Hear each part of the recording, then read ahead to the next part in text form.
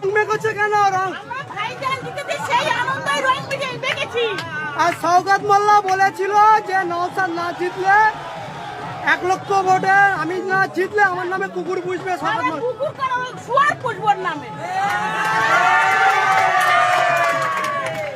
ইতিমধ্যে দেখানোর চেষ্টা করবো একেবারে সরাসরি লাইভের মাধ্যমে একেবারে চণ্ডীহাট থেকে।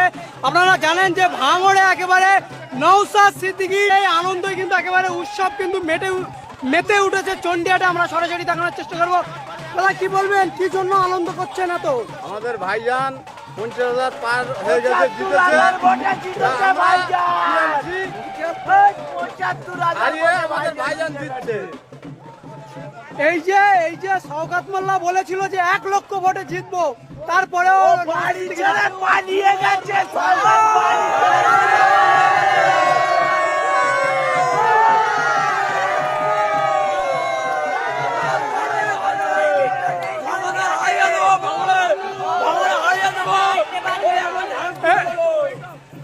এই মুহূর্তে দেখানোর চেষ্টা করবো একেবারে সরাসরি আমরা চণ্ডীহাট থেকে লাইভ দেখাচ্ছি। ইতিমধ্যে চণ্ডীহাটে কিন্তু আনন্দর মিছিল একেবারে, যেই শুনেছে যে নওশাদ সিদ্দিকী 50,000 ওপরের ভোটে এগিয়ে আছে, ইতিমধ্যে আনন্দ উৎসব। কি বলবেন দোস্ত, কি জন্য আনন্দ করছেন মূলত? তোরা ভাঙড়ে চাই, আইসবে ভাইজানের চাই। ইতিমধ্যে দেখতে পাচ্ছেন একেবারে আনন্দ।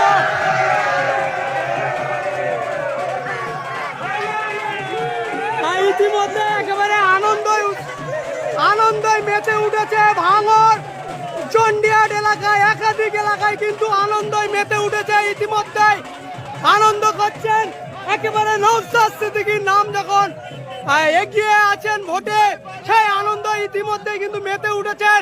আর গান কিন্তু ইতিমধ্যে শুনছেন মাচ্চর, সেই গানে কিন্তু মেতে উঠেছেন। আমরা সরাসরি লাইভের মাধ্যমে দেখানোর চেষ্টা করছি এই মুহূর্তে একেবারে চণ্ডীহাট এলাকা কিন্তু ইতিমধ্যেই রঙে কিন্তু মেতে উঠেছে, ছেলেপিলে সব কিন্তু আনন্দই।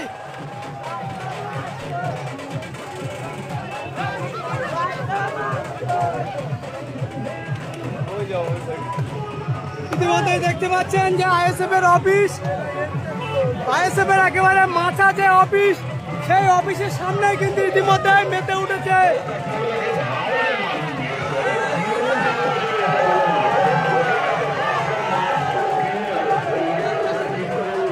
আর ইতিমধ্যে আবারও জানিয়ে রাখি, আইএসএফ এর যে কাঠজেলা যে মাথা, সেই মাথার সামনে কিন্তু ইতিমধ্যে আনন্দই মেতে উঠেছে আইএসএফ কর্মীরা।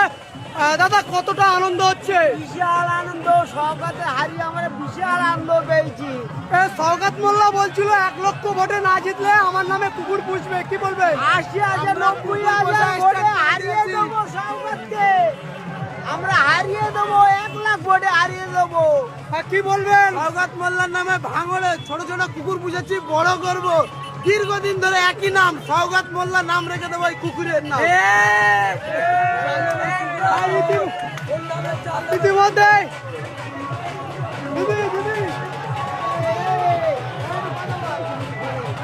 আর রঙের মধ্যে একেবারে আনন্দই ভরে গেছে। ইতিমধ্যে দেখতে পাচ্ছেন আইএসএফ এর যে কাঠজেলা যে মাচা বলা হয়, সেই মাচার সামনে ইতিমধ্যে রঙে মেতে উঠেছে একেবারে একাধিক মানুষ। আমরা দেখানোর চেষ্টা করব ইতিমধ্যে সরাসরি লাইভের মাধ্যমে, যে যেখান থেকে দেখবেন ভিডিওটা বেশি বেশি করে শেয়ার করবেন।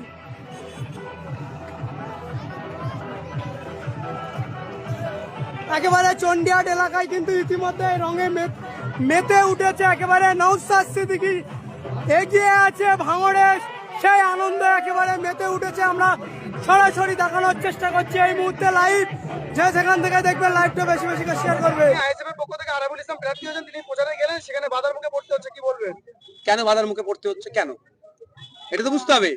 শাসক ভয় পাচ্ছে বলে বাধা দিচ্ছে, আতঙ্কে আছে বলে বাধা পড়ছে। তো বাধা দিয়ে কতদিন হবে? নির্বাচন কমিশন অনেক বড় বড় কথা বলছে, সুন্দর সুন্দর কথা। নির্বাচন কমিশনকে দায়িত্ব নিতে হবে শান্তিপূর্ণ ভোট করা, আর না নিতে পারলে নির্বাচন কমিশনের ওই ধরনের ডায়লগবাজি বন্ধ করতে হবে। সৌগত মোল্লা বলছে যে আরাবুল ইসলাম নাকি মোস্তানি করছে ক্যানিং এ, কি বলবেন?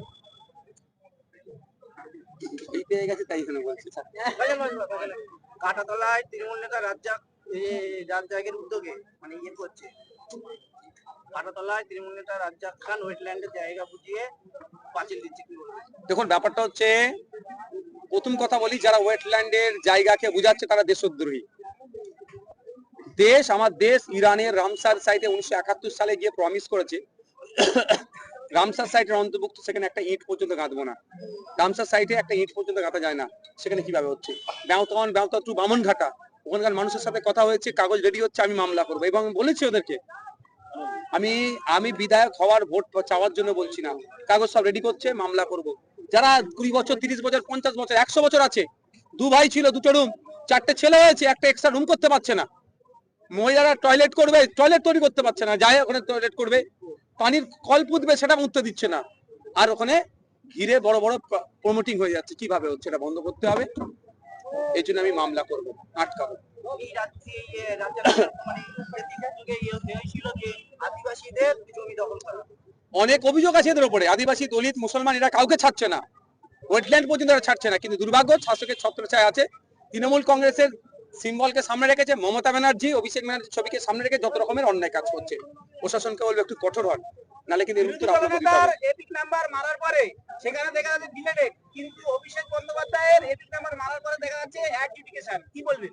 এখন গত রাত্রিরে মনে হয় পশ্চিমবাংলার একাধিক মানুষের ওই আন্ডার অ্যাডজুডিকেশন হয়েছিল। আবার কেউ মানে এগুলো করছিল নাকি এটা টেকনিক্যাল এররের জন্য। আজ থেকে মনে হয় ওই কথাটা নেই। এবার কথা হচ্ছে, একটা কথা আমি বলবো, বিরোধী দল নেতা শুভেন্দু অধিকারী হতে পারে বা অভিষেক ব্যানার্জি হতে পারে। ব্যক্তিগত লড়াই আমার কারোর সাথে নাই। রাজনৈতিক লড়াই রাজনৈতিক ভাবে এদের বিরুদ্ধে আমি লড়ি। কিন্তু এতটুকুই, আর্টিকেল 326 ভারতবর্ষের সংবিধান ভারতীয় নাগরিক 18 বছরের ঊর্ধ্বে ভোটদানের স্বাধীনতা দিচ্ছে। কোনো রকম ভাবে ওই স্বাধীনতা কেউ কেড়ে নিতে পারবে না। তা কেড়ে নেওয়ার চেষ্টা হচ্ছে। আমরা আইনি লড়াই করছি, কলকাতা হাইকোর্ট থেকে দিল্লি সুপ্রিম কোর্ট পর্যন্ত। লাস্ট কোশ্চেন, বাচ্চাটাকে সরিয়ে দাও না ক্যামেরার সামনে। বিরোধীরা বলছে যে আইএসএফ এর নিজস্ব কোনো ক্যান্ডিডেট না থাকার ফলে হরিপাল, এদিকে দেগঙ্গা এবং ক্যানিং পূর্বে তৃণমূল থেকে আসা আছে নেতাদের, তাদের আছে ক্যান্ডিডেট করছে, কি বলবেন? আরেকবার বলেন।